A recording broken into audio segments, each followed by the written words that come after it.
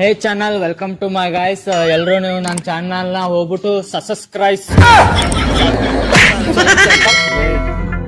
ಎಲ್ರು ಇವನ್ ಚಾನಲ್ ನ ಹೋಗ್ಬಿಟ್ಟು ಸಸಕಬರೈಸ್. ಮುಂದೆ ಹೇಳಕ್ ಬರಲ್ಲ. ಸೊ ಗೈಸ್, ನೀವು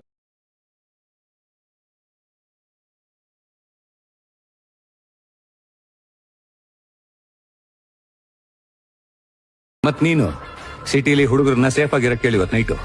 ಯಾಕೆ?